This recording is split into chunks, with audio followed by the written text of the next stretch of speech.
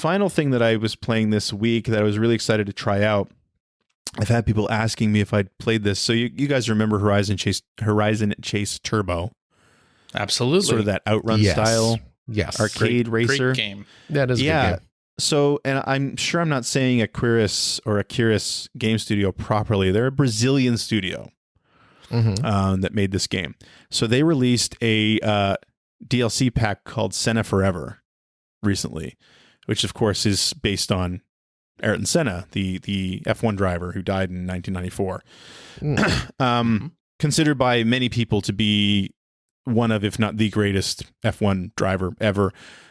As far as I know, a national hero in Brazil, because not only was he super successful at F1 racing, 3-time champion, I think 41 wins.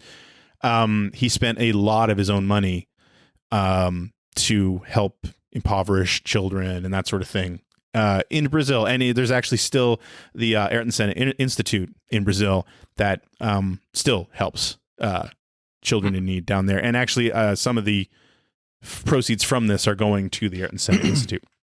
But anyway, I'm a big fan. I was a big fan when he was around. It was devastating when he was killed. He was my favorite Formula One driver at the time and has always been. And this DLC pack is great. It's just this very loving tribute to him and his career made by people who are clearly passionate about it.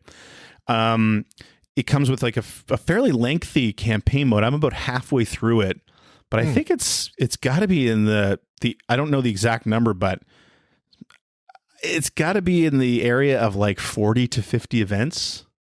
It's a lot. Wow, okay. They're only 3-lap races, so they're short, but still. And it goes through his career, the different phases of his career based kind of on like the teams he was on. So like when he started his career, he was in this really low budget team called Tolman. And that's the first section of the campaign. And so you're driving, you're running on, it's really cool to see. It's like these classic F1 tracks like Monaco and Canada and Portugal and Spa and all these places, but they've been realized in Horizon Chase Turbo graphics. So they still look like they fit, but if you're a fan of F1 racing, you recognize the tracks, right? Like, and the car you're driving is painted up and sort of shaped like the Tolman car that he drove. And so they've basically taken like touchstone moments of his career and turn those into events. And in very important moments, if you complete the race in whatever position you need to complete it in, you get like this little single screen like vignette about why that was important and what it meant to his career and that sort of thing. Like in 1984, it's, if you've ever watched the Senna documentary, you'd know this, but in 1984, he was running this terrible car and he almost won the Monaco Grand Prix because it was just a downpour. And it was kind of his coming out party to the Formula One world, where it's like, who is this Brazilian kid? He's an amazing driver. He almost won this. If they hadn't stopped the race, it was almost guaranteed he was going to win it against massively more financially well-off teams.